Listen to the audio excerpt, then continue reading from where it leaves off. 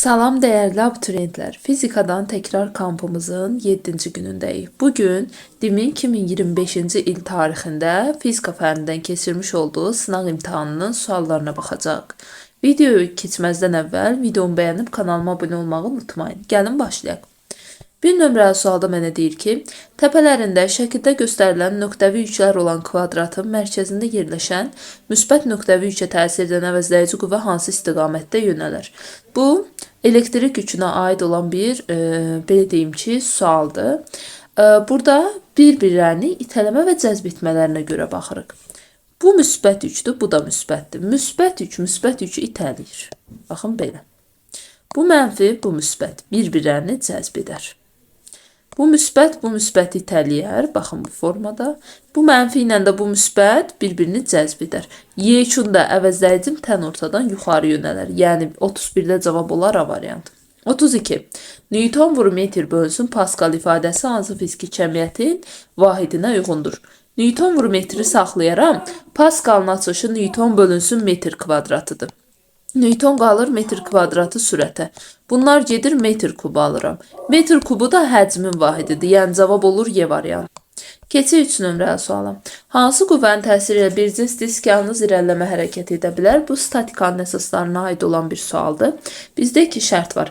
Əgər qüvvələrin uzantısı cismin mərkəzindən optik mərkəzindən keçirsə, bu qüvvələr cismə yalnız irəliləmə hərəkəti verir. Yox, əgər mərkəzdən keçmirlərsə, həm irəliləmə, həm fırlanma hərəkəti verirlər.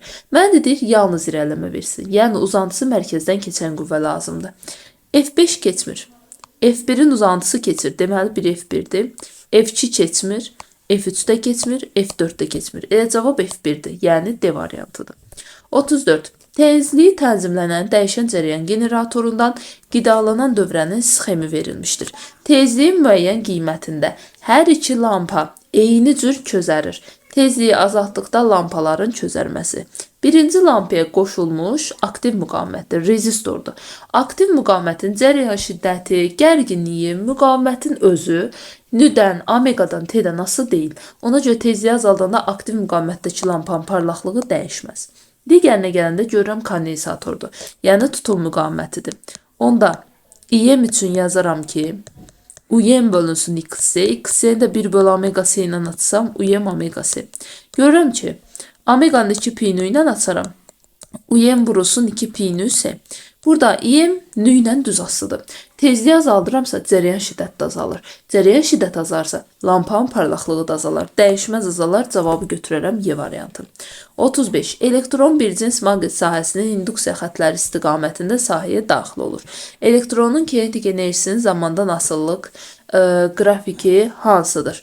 Deməli, elektron olsun, proton olsun, maqnit sahəsində yükü zərrəcik Lorentz qüvvəsinin təsiri ilə çevrə üzrə bərabər sürətlə hərəkət edir. Bu hərəkətdə sürət dəyişmədiyi üçün kinetik enerji də dəyişmir. Yəni cavabı götürürəm B variantı. Lorentz qüvvəsinə aid sual idi. 36. Difraksiya qəfəsində 1 mm məsafədə 400 cizgi vardır. Tezliyi 6/14 Hz olan monoxromatik işıq qəfəs üzərinə perpendikulyar düşdükdə alınan maksimumların ən böyük tərtibini hesablayın. Bu işıq kvantlarına aid bir sualdır. Birinci növbədə əslində dalğa optikasının düsturları var burada. Qəfəsimizin periodunu tapaq. D bərabər L bölənə görə 1'i bölərəm 400-ə. 1 mm-i də əgər çevirsəm, belə yaza bilərəm ki, 10⁻4 yazaram. Bunun da 2 sıfırla bu getsə 0,25 vurulsun 10⁻2 alaram. Daha sonra isə məndən ən böyük tərtibini istəyirsə D bərabərdir K lambda. K'nı istəyir buradan. K'nı tapanda D bölünsün lambda olar. Lambdanın da yerinə S bölünü qoyuram. Onda D vur nü bölünsün S alaram. Deməli D 0,25 gəlin bunu belə yazaq. 25 vurulsun 10⁻4 vurulsun nünü verib 6 vur 10⁻14 bölünsün S isə 3 vur 10⁻8'dir. Deməli buradan 3 ilə bu gedər 2. 2'ni 25'e vuraram 50 eder. Sürətdə 10⁻4'dan 10⁻14'ü toplayanda 10⁻10 edir. 10⁻8'də yuxarı qalxanda 10⁻8 edir. Buradan da aparanda elə bir nəsə sıfırda səhvlik oldu. Cavab 5 düşməlidir uşaqlar. Yəqin ki, çevirmədən isə səhvlik oldu. Cavab D variantıdır. Deyəsən bu sıfırda səhvlik oldu. Çünki bunu yuxarı qaldıranda 10 üstü mənfi 6 olmalıydı. Onda bu da 10 üstü mənfi 8 olsa, buradan ixtisarlar gedəcəkdi. 5 düşür cavab. 37. Maddi nöqtənin xətti sürətin eyni qiymətində çevrə üzrə bərabər sürətli hərəkət zamanı mərkəzi qaçma təcilinin çevrənin radiusundan asılılıq qrafiki.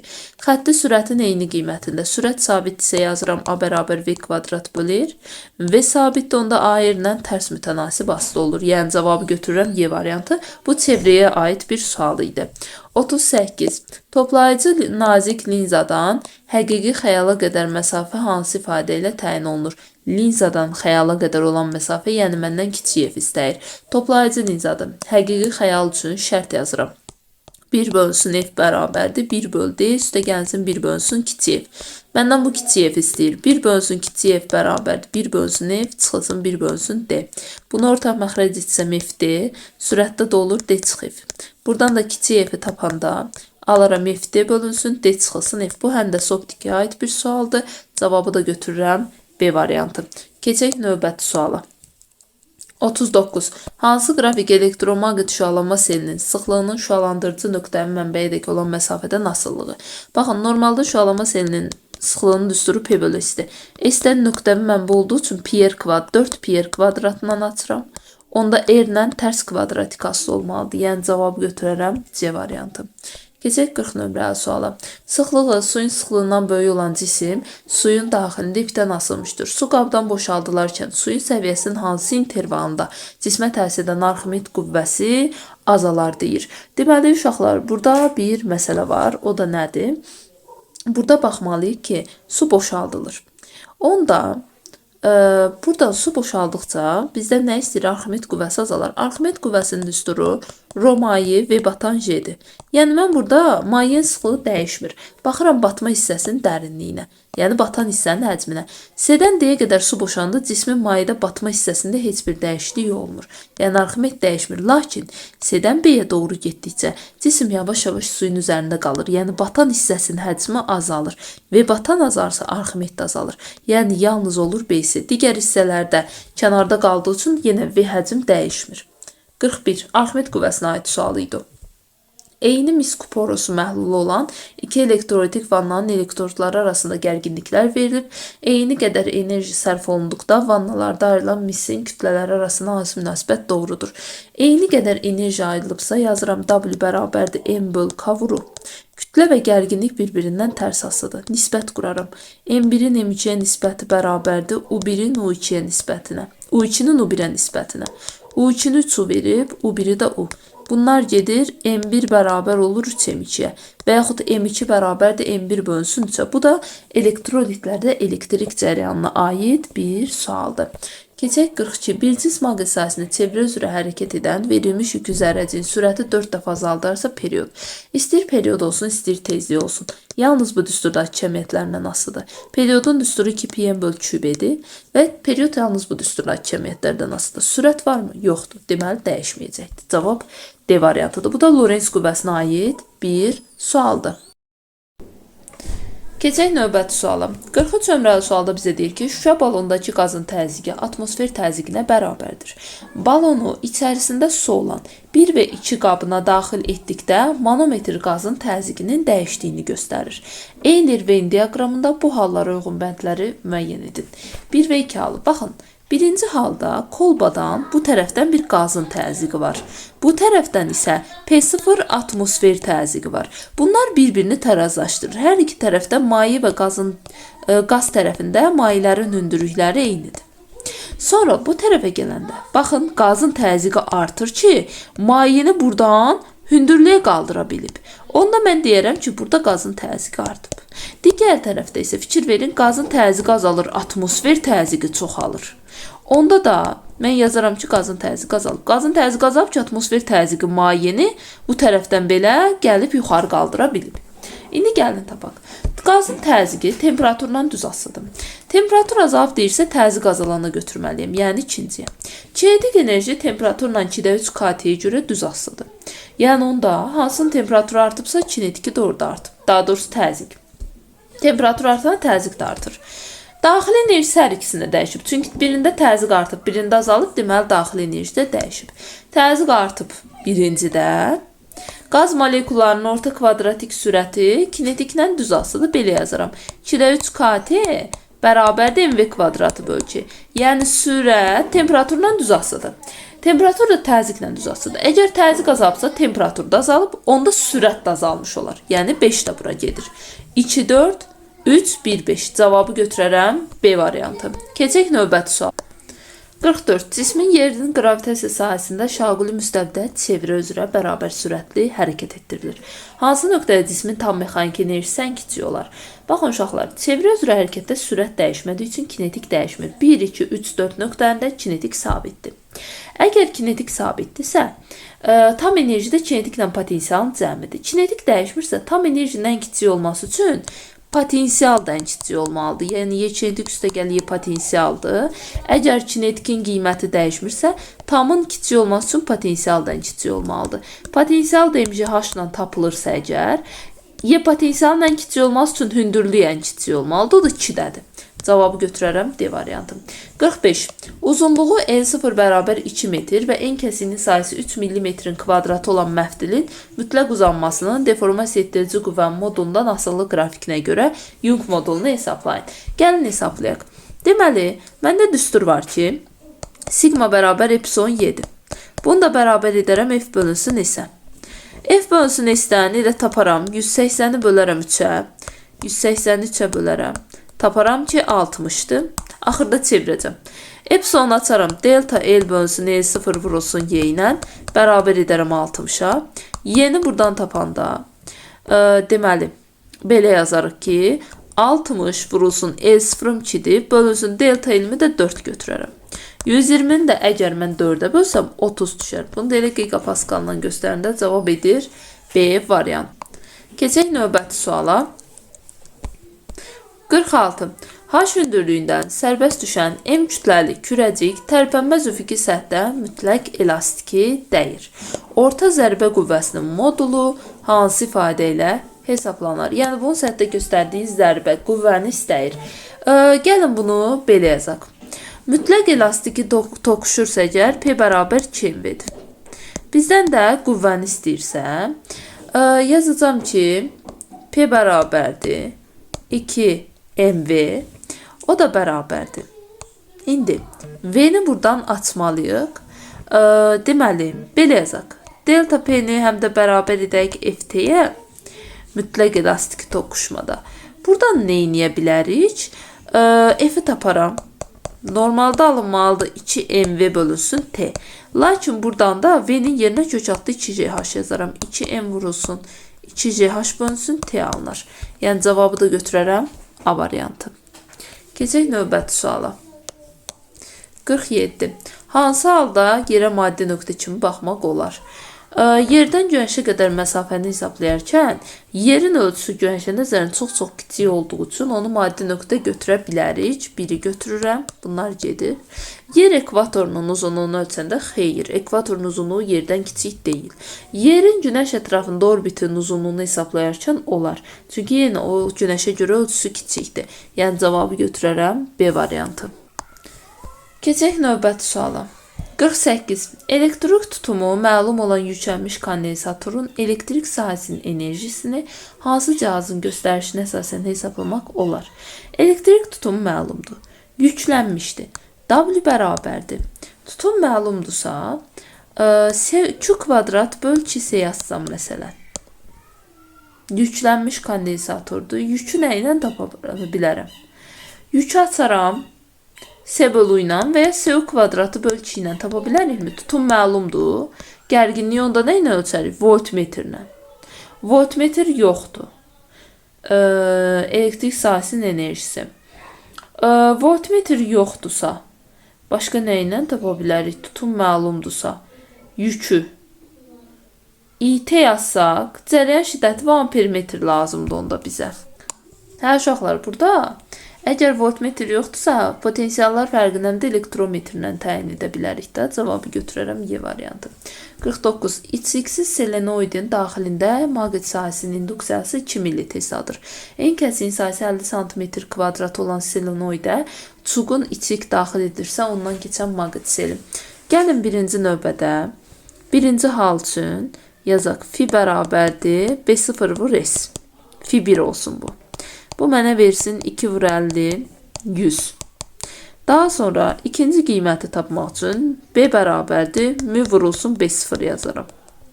Mü var 400 verib. B0'ım da 2'dir. Bu da mənə 800 verər. Gətirib fi 2'nin qiymətini də yerinə qoysam 50'ni vurmalıyım 800'ə. Bunları indi çevirəcəm. Bu da mənə verər 40 min. Çevirsəm milliyə çevirəndə mən deyir ki ondan keçən maqnit selini hesaplayın. Bu da mənə verəcək 4 milliveber. Heç birinci halda fi lazım değilmiş. Və elə bildim ki məndə nəsə çevrilmə var. Ona görə istifadə etdim. Burada santimetrin kvadratda çevirəndə 800'də çevirəndə milli tesladır burada da. Cavab olur 4000 düşməlidir. O da 4 milliveber alınır. Keçək sonra 50. Səs dalğası sudan havaya keçəndə onun dalğa uzunluğu və tezliyi. Tezlik periyod dəyişmir bir mühitdən digərinə keçəndə. Sudan havaya keçəndə sındırma əmsalı azalır. Sındırma əmsalı azalırsa lambda bərabər lambda 0 böl n-ə görə n azalırsa lambda artmalıdır. Yəni cavab olur D variantı. Keçək növbəti suala. 51. Qrafiklərdən hansı elektrik sahəsinə daxil olan neytronun impulsu? İmpulsun zamanda nasıllığına uyğundur. Birinci növbədə uşaqlar bir şeyə diqqət edin ki, neytrondur. Neytrona elektrik sahəsi tərəfindən qüvvə təsir etmir. Bərabər sürətlə hərəkət edir. Sürəti dəyişmir, onda impuls da dəyişməz. Cavab olur D variantı. 52. Üfüqi səth üzərində cismə onun hərəkəti istiqamətində təsir edən sabit dartı qüvvəsi sürtünmə qüvvəsindən kiçikdir. Uşaqlar, dartı sürtünmədən kiçik olanda cisim yavaşayan hərəkət edir. Böyük olsa yeyinləşən. Yavaşayan hərəkətin qrafikində nə götürərəm? C variantı. Cavab olar C. 53. Harmonik rəqs edən cismin koordinatının zamanda asıllıq qrafiki verilmişdir. 4 saniyə ərzində bu cisim neçə rəqs edər? Gəlin bunun periodunu tapaq. 1, 2, 3, 4. Periyodu 0,2'dir. Kiçik t-də varsa t bərabər t böl n yazaram.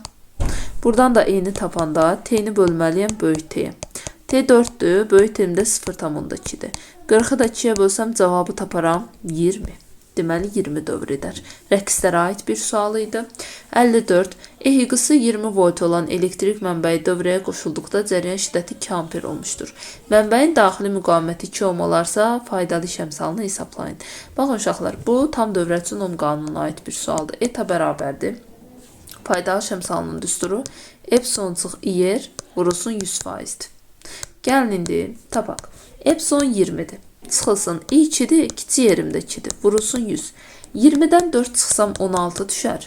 16'ını da vursam deməli 100'ə nə qədər edər bu bizdə? Çox edir axı. Bir dəqiqə. Burada bir şey unutmuşam. Bir dəqiqə düsturu alaq. Burada bir şey var. Belə yazırıq da biz düsturu U bölünsün epsilon vurulsun 100%'dir. Onun yerinə də mən gətirib qoyanda ki, belə bir ifadə qoysam, əgər epsilon r bölünsün r plus r vurulsun epsilon və yaxud da epsilon ir qoyaq tutaq ki. Epsilon ir bölünsün epsilon vurulsun 100%. Mən bu ifadəni qoyanda hər tərəf epsilona bölürəm. Onda alınır 1 çıxılsın ir bölünsün epsilon vurulsun 100. Mən bu ifadəni tapmalıyım. Bərabərdir. 1 çıxılsın. İyerim 2 vur 2'dir. Bölünsün 20 vurulsun 100 olur. O da bərabərdir. 1 çıxılsın. 20'də 4'ü ixtisar aparsam 5'də 1 düşər. Vurulsun 100. 1'dən 5'də 1 çıxanda 5'də 4 qalır. Vururam 100'ə. Bu da mənə 80 verər. Yəni cavab olur 80%. 55. Yer səthindən şaquli yuxarı atılmış cismin kinetik enerjisinin potensial enerjisindən asıllıq qrafiki verilmişdir. Grafikin A nöqtəsinə uyğun andakı sürəti başlanğıc sürətdən 2 dəfə azdırsa, onun bu anda potensial enerjisini hesablayın. Bu enerjiyə aid bir sualdır. Fikir verirsə deyir ki, A nöqtəsinə uyğun anda sürəti. Başlanğıc sürət V max-dır da. Və A nöqtəsindəki sürəti V olsun. V bərabərdir. V max bölünsün 2 yazaram. Çünki başlanğıc sürət həm də mv0 kvadratı böl 2'dir da. Və V0 yazaq. Fərqi yoxdur. Onsuz da başlanğıcda kinetik enerji maksimal qiyməti olur, çünki potensial 0 olur. Ona görə Vmax yazsaq daha rahat olar. Bölünsün ki, bu anda potensial enerji istəyir. Mən tam enerjini bilirəm. Y tam bərabərdir 100 oldu. İndi mən bunu necə yaza bilərəm? Yazaram mvm kvadratı böl 2. 100 jola bərabərdir. İndi yazaq Y tam bərabərdir. Y kinetik üstəgəl Y potensial. Buradan potensialı istəyirsə tapıram. Y tamdan çıxıram Y potensialı. Y kinetiki. Tamı bilirəm. 100 oldu. Bundan işim yoxdur. Kinetiki mv kvadratı böl 2 yazmalıyam. İndi uşaqlar, mv kvadratı böl 2 yazacağım. V'nin yerinə vm böl 2 qoyub kvadrata yüksəltsəm, alınar mvm kvadratı bölünsün 4, bir dənə də 2 burada var 8. Mvm kvadratına 200 desəm, mvm kvadratı bölünsün 8-də 200 böl 8 olar, yəni 25 düşər. Onu da gətirib bunu da yerinə qoysam, 100-dən də 25 çıxsam, mənə 75 verər. Yəni A nöqtəsinə uyğun onda kinetik enerjini 75 joule taparam. 56. Sonsuz uzun paralel naqillərdən cəryan axır. Baxın, əks istiqamətlər daxillər. Əgər cəryanlar əks istiqamətdədirsə, bir-birlərini itələyirlər. Və birinci naqilə təsir edən amper qüvvəsi itələyirlərsə, baxın, belə yönəlir. Birinciyə təsir edən də sola doğru getməlidir. Cavab olur 2-4. 57. Uyğunluğu müəyyən edin. Aşağı hərəkət edən liftin sürətinin modulunun zamandan asılı qrafiki verilmişdir. Gəlin baxaq. Mənim liftim var. Aşağıya doğru hərəkət edir. Birinci hissədə yeyinləşən hərəkət edir. Yəni təcildə aşağıdır. Onda mg aşağı p çəkini belə göstərirəm. Böyük qüvvəm mg-dir. mg-dən p-ni çıxıb m-aya bərabər edirəm. Birinci hissədə p-ni tapıram mg minusa. mg minusa sükunətdəki çəkidən kiçikdir. Çünki sükunətdəki çəki mg-dir. Onda cismin çəkisi sükunətdəki çəkidən kiçik olur, 1-ə gedir. İki hissəsində bərabər sürətlə hərəkət etdiyi üçün p ilə mg-yə bərabərdir. Yəni cismin çəkisi sükunətdəki çəkiyə bərabər olur. Üçüncü hissədə yavaş hərəkət edəndə təcil yuxarı yönəldiyi üçün mən bunu yazmalıyam ki, p çıxılsın mg bərabərdir m-aya. Buradan da p-ni tapanda mg plus alınır. Hansı ki, bu da sükunətdəki çəki mg-dən böyük qiymətdir. Ona görə cismin çəkisi sükunətdəki çəkidən böyük olur, A variantı gedir. Bir də təcillə baxıram. Aşağı yönəlmiş sabit təcillə hərəkət birinciyə aiddir. Çünki yavaşlayan hərəkət edir, yeyinləşən hərəkət edir, təcil aşağı olmalıdır. Lakin aşağı artan təcilli söhbəti yoxdur. Bunlar bərabər təcilli hərəkətlərdir. 1-ə B-dir, 2-ə C, 3-ə də A variantı uyğun gəlir. 58. X oxu üzrə hərəkət edən cismin yer dəyişməsinin proyeksiyasının zamandan asılılıq qrafiki verilmişdir. Qrafiki cismə təsir edən qüvvələrin əvəzləyicisinin proyeksiyasının zamandan asılılıq qrafikini çəkin. Deməli, qüvvəni istəyir. Baxın, fikir verirsinizsə, birinci hissədə bərabər yavaşlayan hərəkət edir. Yavaşlayan hərəkətdə sürət müsbətdir, amma təcil nə olur? Mənfi olur. Ona görə mən qüvvəmi çəkəndə deməli birinci hissədə mənfidən sabit olacaqdır. Bunu çəkərəm belə. İkinci hissə bərabər sürətli hərəkət. Bərabər sürətli hərəkətdə təcil əvəzləyici qüvvə olmur. Yəni 0-a bərabər olur bu şəkildə. Keçək növbəti suala. Bu sualda bizə deyir ki, sabit temperaturda qapalı qabdakı mayenin üzərində buxarın kütləsinin həcmindən asılı qrafiki verilmişdir. Bir nöqtəsinə uyğun buxar molekularının konsentrasiyası N0 olarsa, 2 və 3 nöqtələrinə uyğun buxar molekularının konsentrasiyası nəyə bərabərdir? Gəlin baxaq. Bütün hallarda temperatur sabitdir. Bunu nəzərdə saxlayaq. 1-2 prosesində MV ilə düz asıdır. Buxarda mümkün ola bilər. Əlbəttə ki, doyan buxarda. Temperatur sabitdir. Onda doyan buxarda, əgər temperatur sabitdirsə, təzyiq, sıxlıq və konsentrasiya həcmdən asılı deyil. Onda belə çıxır ki, əgər bir nöqtəsinə uyğun konsentrasiyam N0-dırsa, 2 nöqtəsinə uyğun konsentrasiyam da N0-dır. Gələk 2-3 hissəsinə. 2-3 hissəsində kütlə dəyişmir. Temperatur sabitdirsə, bu ideal qazdır. İdeal qazda T konstant olanda P bərabərdir və M bərabər rho V-yə görə də baxa bilərəm. Rho ilə V məsələn tərs asıdır. Rho ilə V tərs asıdırsa, həcm konsentrasiya ilə də tərs asıdır. Çünki rho sıxlıqla düz asıdır. Onda belə çıxır ki, 2-dən 3-ə keçəndə həcm neynir? 1,5 dəfə artır. Onda sıxlıq 1,5 dəfə azalır. Tutaq ki, rho 0 idisə 1,5 dəfə azalır. Və konsentrasiyada m bərabərdir rho bölünsün m0-a görə, əgər sıxlıq 1,5 dəfə azalırsa, konsentrasiyada 1,5 dəfə azalır. n0 deyildi. 1,5 dəfə azalıb n0 bölünsün 1,5 olar. Yəni mən də onu 15-ə bölsəm, 5-i ixtisar aparıb 2n0 bölünsün 3 alaram bunun cavabında. Bu şəkildə alınır.